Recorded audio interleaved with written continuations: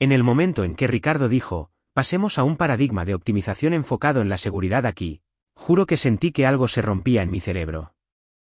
No fue solo la frase, aunque si la jerga corporativa pudiera convertirse en armas, esa frase arrasaría una manzana entera. Fue el hecho de que se lo estaba diciendo a Patricia Velasco, la vicepresidenta de adquisiciones del Consorcio Automotriz del Norte, una mujer que había pasado 30 años en la manufactura y podía detectar tonterías a 3 zonas horarias de distancia. Patricia parpadeó una vez, dejó su café y dijo, ¿qué significa exactamente eso, Ricardo? Y como un lemming corriendo hacia un acantilado, él siguió hablando. Por cierto, soy Norberto Morales. 55 años, llevo 18 años en Soluciones Industriales del Bajío. Empecé en la planta de producción cuando este lugar realmente fabricaba cosas en lugar de solo gestionar a otras personas que fabricaban cosas. Ascendí hasta director senior de operaciones a través de 3 cambios de propietarios, 2 recesiones y más reorganizaciones de las que quiero contar. Ricardo Torres es nuestro vicepresidente junior de operaciones. También resulta que es el hijo del director financiero, pero estoy seguro de que es solo una coincidencia, ¿verdad? Este no fue el primer desastre de Ricardo con los clientes. Hace 2 meses, le había asegurado a un importante proveedor automotriz que nuestros nuevos sistemas automatizados podrían manejar el doble de su capacidad nominal. Pasé todo ese fin de semana llamando a cada subcontratista que conocía, cobrando favores construidos durante casi 2 décadas solo para evitar un fallo catastrófico. Ricardo estaba en un evento de networking publicando actualizaciones en LinkedIn sobre innovación disruptiva, mientras yo le explicaba física a ingenieros muy enfadados. Pero esta vez era diferente. Esta era Patricia Velasco, y nuestro contrato con el Consorcio Automotriz del Norte no era solo mucho dinero. Era la base que mantenía a 200 personas empleadas y nuestras puertas abiertas. Ricardo no solo metió la pata esta vez. Se lanzó de cabeza con un compromiso de nivel olímpico. 15 minutos después, tras culpar a nuestro equipo de control de calidad por su pensamiento heredado, citar erróneamente nuestros plazos de certificación de seguridad y prometer calendarios de entrega que nunca habíamos discutido, Ricardo concluyó con un asentimiento confiado y lo llamó alineación sinérgica. El rostro de Patricia había pasado por más expresiones que un jugador de póker tratando de no reírse de un farol terrible. Giró su silla hacia mí con la suficiencia de un tipo que acaba de decirle a su esposa que su cocina le recuerda a la de su madre y pensó que era un cumplido. Solucionado, dijo, y luego salió. Sin seguimiento, sin notas, sin reconocer que acababa de prenderle fuego a un contrato de 2.300 millones de pesos y me había entregado el extintor. Simplemente salió como un adolescente que metió papel de aluminio en el microondas y pensó que alguien más se ocuparía de las chispas. Patricia me miró con la expresión de alguien que acaba de ver descarrilar un tren en cámara lenta. Norberto, dijo en voz baja, ¿podemos hablar? Las siguientes 4 horas fueron una clase magistral en control de daños. Le expliqué a Patricia nuestros protocolos de seguridad reales, aclaré nuestras capacidades de entrega sin echar al príncipe privilegio debajo del autobús, y de alguna manera logré convencerla de que la ignorancia de una persona no representaba la competencia de toda la empresa. Todo el tiempo, podía verla tomando notas mentales, probablemente actualizando su evaluación de riesgos interna sobre si Soluciones Industriales del Bajío seguía siendo un socio fiable. No es que me importara arreglar problemas. Demonios, para eso me pagaban. Pero hay una diferencia entre resolver desafíos legítimos y estar constantemente limpiando el desastre de alguien que trataba una cuenta de 2.300 millones de pesos como su arenero personal. La peor parte no era la incompetencia de Ricardo. Las personas incompetentes pueden aprender si quieren. La peor parte era verlo fracasar hacia arriba mientras las personas que realmente sabían lo que hacían eran apartadas para hacer espacio para su desarrollo de liderazgo. A las 7:30 de la tarde, después de haber enviado el último correo electrónico de seguimiento y finalmente cerrar mi portátil, mi teléfono vibró. Era un mensaje de texto de la propia Patricia. Gracias por la charla sincera, Norberto. Tú eres la razón por la que nos quedamos. Lo leí 2 veces, luego hice una captura de pantalla. No por ego, sino porque tenía la sensación de que algún día necesitaría pruebas de que alguien por aquí realmente valoraba la competencia por encima de las conexiones. Así son las cosas en este negocio. Mantienes la cabeza gacha, haces el trabajo, arreglas lo que se rompe, y de vez en cuando, alguien se da cuenta. No cambia tu título ni tu sueldo, pero te mantiene en marcha. Como un buen café un lunes por la mañana. No es glamuroso, pero cumple su función. Mi esposa, Linda, siempre decía que yo era demasiado leal para mi propio bien, que debería haberme marchado hace años cuando los cazatalentos empezaron a llamar. Quizás tenía razón, pero yo había ayudado a construir este lugar de 50 empleados a 300. Para mí, no eran solo trabajos en una hoja de cálculo. Eran hipotecas y fondos para la universidad y planes de jubilación para personas con las que había trabajado durante casi 2 décadas. Al caminar por la planta de producción a la mañana siguiente, pude ver los efectos colaterales del casi desastre de ayer. Tomás Rodríguez estaba verificando 2 veces las especificaciones de calidad de la cuenta de motores de México, probablemente preguntándose si su trabajo sobreviviría a otra ronda del pensamiento innovador de Ricardo. María Santos estaba capacitando a 2 nuevos empleados en protocolos de seguridad, protocolos que yo había ayudado a escribir después de un incidente cercano a un accidente hace 5 años que Ricardo probablemente ni siquiera sabía. Esta gente confiaba en mí para proteger sus medios de vida. Y lo había estado haciendo siendo el adulto en la sala mientras el príncipe privilegio jugaba a ser ejecutivo. Esa mañana, reenvié el mensaje de Patricia a mi supervisor directo. No a Ricardo, no a su padre, sino a la persona real a la que reportaba operativamente. Solo quería que alguien en la dirección viera que nuestro cliente más grande no planeaba marcharse mientras el niño de oro jugaba a ser ejecutivo de pega. No hubo respuesta, lo cual era el procedimiento estándar por aquí. Solo recibes noticias de la gerencia cuando algo va mal. Y, efectivamente, a las 11:45 de la mañana, recibí un mensaje de Slack de Ricardo. Solo un emoji de pulgar hacia arriba, y papá quiere verte en su oficina, como si fuéramos a una carne asada familiar en lugar de lo que yo ya sabía que era una nueva ración de teatro corporativo conmigo como plato principal.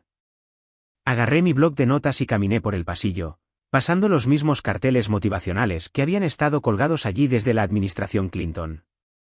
Carlos Torres, nuestro director financiero, estaba sentado detrás de su escritorio como si acabara de ser insultado personalmente por el concepto de responsabilidad. La oficina en sí era un monumento al privilegio heredado, todo de caoba.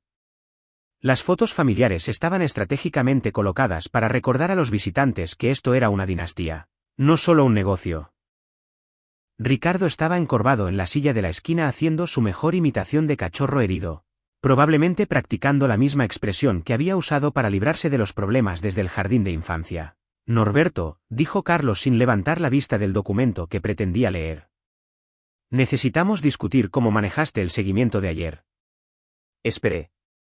En mi experiencia, cuando alguien comienza una conversación diciéndote lo que necesitas discutir, ya ha decidido cómo va a terminar. Dejaste en ridículo a mi hijo frente a un cliente importante. Ahí estaba. No una conversación de rendimiento, no una revisión de procesos, ni siquiera una discusión sobre cómo prevenir futuras faltas de comunicación. Esto era papá haciendo control de daños por el ego herido de Junior. Carlos siempre había sido protector con Ricardo, pero había empeorado desde que su esposa, Marta, falleció hace 2 años. Ricardo era su legado ahora, la prueba viviente de que el apellido Torres significaba algo en esta industria. Las fotos familiares en su escritorio contaban la historia, Marta en los picnics de la empresa, la graduación de Ricardo de la escuela de negocios, 3 generaciones de los Torres en varias ceremonias de premios de la industria. No importaba que Ricardo no pudiera distinguir entre un protocolo de seguridad y un menú de almuerzo. No importaba que cada proyecto que tocaba requiriera una intervención de emergencia. El chico iba a dirigir esta empresa algún día, y Carlos torcería la realidad misma para que eso sucediera. Socavaste su autoridad, continuó Carlos, finalmente levantando la vista con el tipo de mirada que probablemente funcionaba con ejecutivos junior y madres preocupadas. Ahora hay confusión sobre quién está realmente gestionando esta cuenta. Confusión era el lenguaje corporativo para, el cliente confía más en ti que en él, y no podemos permitir eso. Ya había visto esta película antes en otras empresas familiares. A los buenos empleados se les hace quedar mal para que los parientes mediocres parezcan competentes en comparación. Es la historia más antigua del México corporativo, la competencia como una amenaza para el nepotismo. Ricardo se movió en su silla, tratando de parecer herido mientras apenas contenía su emoción. Esto ya no se trataba de negocios. Se trataba de poder, de asegurarse de que todos supieran su lugar en la jerarquía de la familia Torres. Podía verlo en sus ojos. Esto no era solo sobre la cuenta del Consorcio Automotriz del Norte. Esta era su oportunidad de poner finalmente al veterano en su lugar, de demostrar a todos que la protección de papá significaba más que la experiencia. Esto es lo que va a pasar, dijo Carlos, reclinándose como un juez dictando una sentencia. En la reunión de la Junta del viernes, vas a aclarar la estructura de mando. Vas a reconocer que Ricardo lidera esta cuenta. Ricardo se animó como un perro que oye la bolsa de premios, su expresión herida reemplazada por una alegría apenas contenida. Nada dramático, añadió Carlos, probablemente pensando que estaba siendo magnánimo. Solo deja claro quién está a cargo. Podría haberlo combatido, podría haber explicado la situación, defendido mis acciones, arrastrado a recursos humanos al circo y hecho que todos tomaran partido. Podría haber sacado el correo electrónico de Patricia, mostrarles los comentarios del cliente y exigir que explicaran cómo preservar una relación de 2.300 millones de pesos era de alguna manera insubordinación. Pero no lo hice. La experiencia me había enseñado que cuando la mente de alguien está decidida, los hechos simplemente se convierten en obstáculos que hay que eliminar. En su lugar, simplemente asentí. Entendido. La palabra salió tranquila, profesional, sin revelar nada de lo que realmente pasaba por mi mente. Luego me levanté. ¿Algo más? Carlos parpadeó, probablemente esperando más resistencia, más súplicas, quizás incluso algo de gratitud por su generosa solución. No, eso es todo. Salí, tan tranquilo como era posible, porque mientras ellos jugaban a las damas con el nepotismo y el ego, yo ya había posicionado a mi reina 8 meses atrás. De vuelta en mi oficina, me senté en la misma silla que había ocupado durante 12 años, mirando hacia la planta de producción donde había comenzado como supervisor de línea. El turno de la tarde estaba entrando, trabajadores que había capacitado, ascendido y por los que había luchado durante los recortes presupuestarios. Abrí el cajón inferior de mi escritorio, aparté viejas evaluaciones de rendimiento y certificados de capacitación, y saqué una carpeta que no había tocado en meses, etiquetada como Protocolos Automotrices Q3, con mi cuidadosa letra, lo suficientemente aburrida como para que nadie se molestara en mirar, especialmente Ricardo, que trataba la lectura como una enfermedad contagiosa. Dentro había 6 subcarpetas, incluida una etiquetada, disposiciones del contrato, ejecutadas. Verán, lo que Ricardo y su padre nunca se molestaron en notar, porque estaban demasiado ocupados comparando que BMW era más brillante, fue que hace 8 meses, durante las negociaciones de renovación con el Consorcio Automotriz del Norte, había sugerido discretamente añadir algunas cláusulas administrativas para proteger la continuidad operativa. Carlos lo había aprobado sin leerlo. Estaba ocupado planeando la trayectoria de promoción de Ricardo y no podía molestarse con los detalles del contrato. El departamento legal lo aprobó todo porque parecía un lenguaje estándar. Incluso el equipo de Patricia lo aprobó porque en realidad tenía sentido desde una perspectiva de gestión de riesgos, pero enterrada en la sección 3.4, escrita en ese tipo de lenguaje legal seco que hace que los ojos de la mayoría de la gente se pongan vidriosos. Había una simple disposición. Toda la continuidad operativa permanecerá supeditada a la supervisión por parte del Ejecutivo de Operaciones designado para fines de continuidad. Ese ejecutivo designado era yo, Norberto Morales, específicamente designado y autorizado para mantener la supervisión operativa durante la duración del periodo del contrato. Hice clic en el PDF, leyéndolo de nuevo como un hombre que examina la escritura de su casa.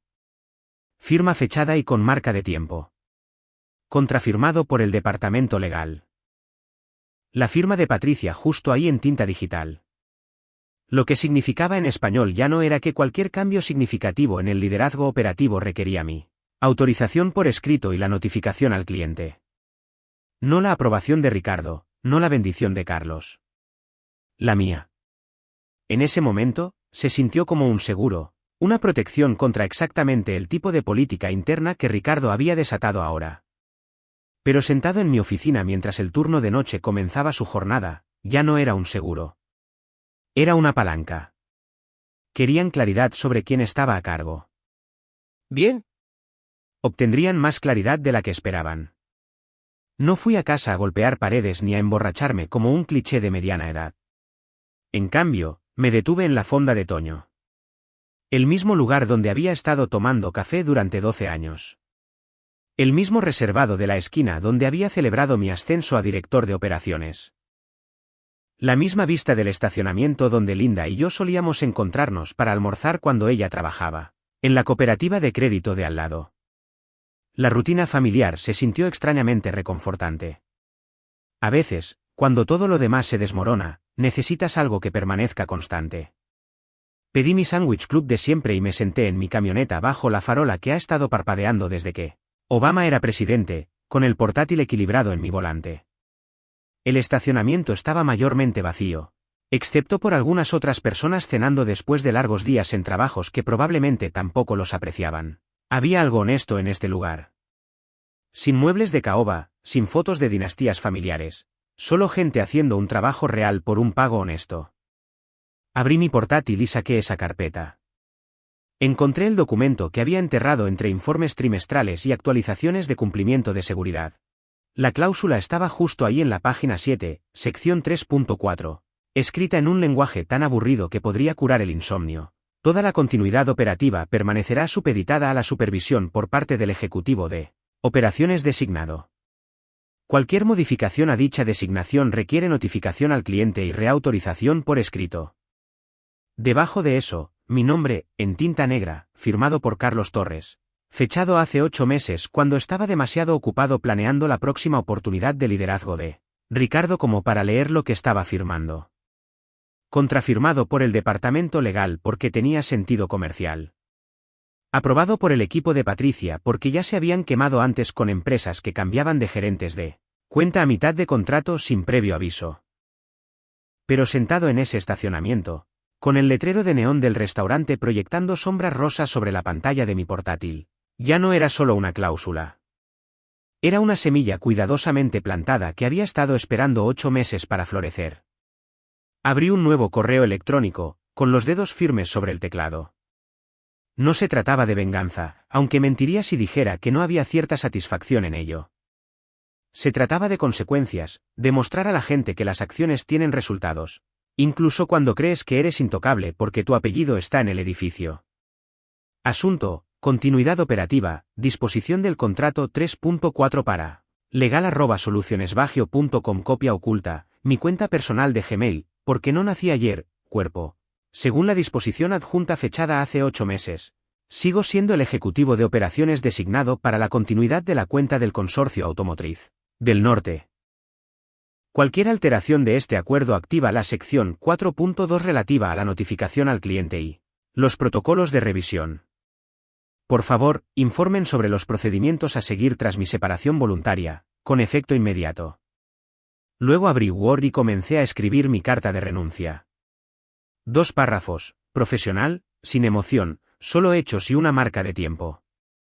Estimado señor Torres, le ruego acepte esta carta como notificación formal de mi renuncia a Soluciones Industriales del Bajío, con efecto inmediato. Después de 18 años de servicio, he decidido buscar otras oportunidades. Me aseguraré de que todos los asuntos pendientes estén debidamente documentados para fines de transición. Atentamente, Norberto Morales Corto, conciso y absolutamente devastador cuando se combinaba con la cláusula del contrato. Adjunté ambos documentos al correo electrónico, eché un último vistazo a todo y pulsé enviar a las 10:15 de la noche. La notificación de mensaje enviado parpadeó en mi pantalla como una pequeña bandera de victoria. Me quedé allí unos minutos más, escuchando el lejano zumbido del tráfico y observando a una pareja de adolescentes en el reservado junto a la ventana. Probablemente en su primera cita, nerviosos y emocionados por las posibilidades. Hubo un tiempo en que éramos Linda y yo, planeando nuestro futuro con café y tarta, creyendo que el trabajo duro y la lealtad serían suficientes para construir una buena vida. Quizás todavía lo eran, solo que no en Soluciones Industriales del Bajío. Conduje a casa, a la casa que Linda y yo habíamos comprado hace 15 años, con la hipoteca casi pagada gracias a un empleo estable y un presupuesto cuidadoso. Ella ya estaba dormida, pero pude ver la luz bajo la puerta de nuestra hija Sara. Probablemente estudiando para sus exámenes finales de ingeniería en el TEC de Monterrey. Una chica lista, más lista que su viejo. Ella nunca tendría que depender de los caprichos de las dinastías familiares y las políticas corporativas. Que pensaran que habían ganado. Que Carlos y Ricardo se chocaran los 5 por poner al veterano en su lugar. Que celebraran su vuelta de la victoria por el piso ejecutivo mañana por la mañana. Porque mientras ellos estaban ahí fuera puliendo sus egos y felicitándose por mantener la jerarquía adecuada, yo acababa de quitarle la anilla a una cuenta de 2.300 millones de pesos y la había dejado suavemente sobre la mesa de su sala de conferencias. No para explotar, no para amenazar, solo para existir. Un pequeño y silencioso hecho, allí en la bandeja de entrada de su departamento legal, esperando pacientemente a que alguien leyera la letra pequeña y se diera cuenta de lo que acababan de activar. La gravedad siempre hace su trabajo. No tienes que empujar las cosas cuesta abajo. Solo tienes que hacerte a un lado y dejar que la física se encargue del resto. El viernes por la mañana llegó con ese tipo de aire fresco de octubre que te hace alegrarte de estar vivo, incluso cuando estás a punto de ver cómo se derrumba un edificio. La reunión de la Junta estaba programada para las 10 de la mañana en la gran sala de conferencias del tercer piso, 2 paredes de ventanas, un ficus moribundo que de alguna manera había sobrevivido a 3 directores ejecutivos diferentes, y una mesa de conferencias que probablemente costaba más que el salario anual de la mayoría de la gente. La habían programado bajo el insulso título de Revisión de operaciones del cuarto trimestre y alineación estratégica, jerga corporativa tan vaga que podría significar cualquier cosa, desde donuts gratis hasta una adquisición hostil.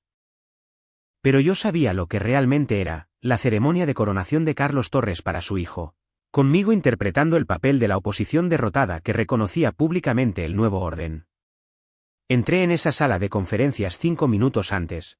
No porque estuviera ansioso por ser humillado públicamente, sino porque si vas a ver una demolición controlada, más vale que consigas un asiento en primera fila. Tomé una silla cerca de la puerta, con las manos cruzadas, el rostro neutral, mientras el resto del equipo entraba con sus tabletas y cafés caros, felizmente ignorantes de que estaban a punto de presenciar el equivalente corporativo de pisar una mina terrestre. Ricardo se sentó cerca del frente, con un corte de pelo nuevo. Una camisa tan impecable que parecía tener su propio código postal. Estaba susurrando con Bruno de marketing y Javier de operaciones, ambos habían atado sus carros a su estrella en ascenso. Cada pocos segundos, uno de ellos me miraba y sonreía con suficiencia, como si supieran algo que yo no a las 10:02 de la mañana. Carlos entró con la confianza de un hombre que creía que ya había ganado el juego. Antes de sumergirnos en los números trimestrales, anunció, quiero abordar algunas necesidades recientes de claridad organizacional. Me mordí el interior de la mejilla para no reírme. Hemos tenido cierta confusión con respecto a la estructura de liderazgo en nuestra cuenta del consorcio Automotriz del Norte. Se ha abordado internamente, pero por transparencia, quiero anunciar formalmente un ajuste en la estructura de mando. Se volvió hacia mí como un fiscal presentando pruebas. Con efecto inmediato, Norberto Morales se alejará del liderazgo directo con el cliente. Ricardo asumirá la supervisión operativa completa en el futuro. Hizo una pausa, como si esperara aplausos. La sala permaneció en silencio, excepto por el zumbido del aire acondicionado y el tintineo de la taza de café de alguien contra la mesa. Sentí que 12 pares de ojos se dirigían hacia mí, esperando ver cómo el viejo perro manejaría ser enviado al retiro. Pero no me inmuté. En cambio, me levanté lentamente. Me arreglé la chaqueta y caminé hacia el centro de la sala con la calma deliberación de un hombre que ya había hecho las paces con lo que vendría a continuación. Entendido, dije, con la voz firme como una roca. Gracias por la aclaración. Luego sonreí. No la educada sonrisa corporativa, sino la sonrisa de un hombre que ya había presentado los papeles y encendido la mecha, solo esperando la explosión. Carlos pareció satisfecho. Ricardo me hizo un pequeño saludo, su sonrisa de suficiencia lo suficientemente ancha como para estacionar un camión en ella. Incliné ligeramente la cabeza y sonreí de nuevo porque, chico, no solo me eliminaste del proyecto. Eliminaste a la única persona que evitaba que ese contrato de 2.300 millones de pesos se fuera por la puerta. El lunes por la mañana, la oficina abrió a las 8:30. Para las 8:45, mi ausencia era la atracción principal. Escritorio limpio, monitores oscuros, mi taza de café desaparecida. En el centro estaban mi tarjeta de seguridad, las llaves de la oficina y un sobresellado con la inscripción: Recursos Humanos, Confidencial. Ricardo entró con 20 minutos de retraso. Vio el escritorio vacío y se detuvo a medio sorbo de su café helado o lo que fuera. Su sonrisa de victoria se desvaneció en algo que se parecía sospechosamente a la preocupación. Para las 9:15, Carlos había leído mi sobre y salió con cara de haber probado leche agria. Pero los verdaderos fuegos artificiales comenzaron el martes por la mañana a las 9:07 de la mañana. Un correo electrónico llegó a la bandeja de entrada de operaciones con un asunto que debería haber activado todas las alarmas del edificio: transición de liderazgo, se requiere revisión de cumplimiento de contrato, de Patricia Velasco, Consorcio Automotriz del Norte. Patricia no se andaba con rodeos. Cuando enviaba correos electrónicos, era porque algo necesitaba ser arreglado de inmediato. Observo que Norberto Morales ya no figura como contacto de operaciones para nuestra cuenta. Por favor, confirmen quién es nuestro nuevo ejecutivo de operaciones designado para fines de cumplimiento. Necesito que esto se resuelva antes de que podamos proceder con la planificación del primer trimestre. Para las 9:30, Javier de Operaciones respondió con confianza: Hola, Patricia.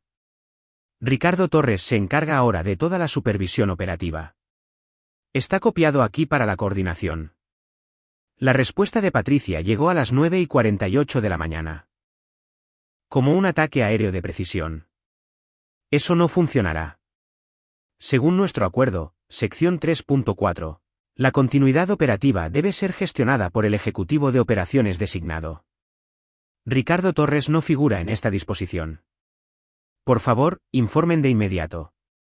4 frases que succionaron el oxígeno del edificio. A las 10:15, Javier bajó a legal en persona, con el rostro pálido. Para las 10:30, Jaime Herrera, nuestro abogado principal, caminaba a toda prisa por el pasillo, agarrando un contrato impreso y su teléfono, ladrándole como si le debiera dinero. Irrumpió en la oficina de Carlos sin llamar y golpeó los papeles sobre el escritorio con la fuerza suficiente para hacer saltar todo. Esta cláusula, dijo, señalando la página 7 como si fuera una prueba en un juicio por asesinato. ¿Recuerdas esta cláusula? Carlos, que estaba a medio camino de explicarle a otro ejecutivo cómo los instintos de liderazgo naturales de Ricardo ya estaban dando resultados, parpadeó. ¿Qué cláusula? Sección 3.4, designación de continuidad operativa. Está firmada, es vinculante, y Norberto es el único ejecutivo listado. La voz de Jaime bajó a ese peligroso susurro que usan los abogados cuando explican cuán gravemente la has fastidiado. Se ha ido. Pueden marcharse. ¿Lo quitaste antes de revisar esto?, presionó Jaime. Silencio. Violaste la disposición de continuidad. Pueden rescindir sin penalización. Mientras tanto, yo estaba sentado en la fonda de Toño. El mismo reservado, el mismo café sin fondo, observando el estacionamiento donde una vez le enseñé a mi hijo a estacionar en paralelo. Mi teléfono había estado vibrando toda la mañana. Patricia me había reenviado sus correos electrónicos con un simple texto: pensé que deberías ver esto. A las 11:20 de la mañana, Patricia envió otro correo electrónico, esta vez copiando al equipo legal, de gestión de riesgos y al director financiero del consorcio. Pendiente de la resolución de la designación del ejecutivo nombrado y del cumplimiento del contrato, suspendemos todas las nuevas órdenes de trabajo. Reanudaremos las operaciones normales una vez que nuestro equipo legal complete su revisión. Por favor, absténganse de asignar proyectos hasta que este asunto se aclare. Traducción: no estamos diciendo que vamos a retirar el contrato de 2.300 millones de pesos, pero tampoco estamos no diciéndolo. Para el mediodía, la Junta estaba en una sesión de emergencia. A las 2 de la tarde, sonó mi teléfono. El nombre de Jaime Herrera en el identificador de llamadas. Norberto, necesitamos discutir la situación del consorcio. ¿Estás disponible para una conversación? Miré por la ventana, vi a un tipo en mono de trabajo derrotar finalmente a la obstinada máquina expendedora, y luego respondí: te escucho. ¿Considerarías un acuerdo de consultoría para ayudar a estabilizar la relación con el cliente? Tomé un sorbo de café, sonreí ante la satisfacción de su voz convirtiéndose en desesperación. No solo me estaban pidiendo que volviera. Estaban suplicando. Lo pensaré, dije, y colgué. A veces, lo más poderoso que puedes hacer es simplemente hacerte a un lado y dejar que la gravedad se encargue del resto.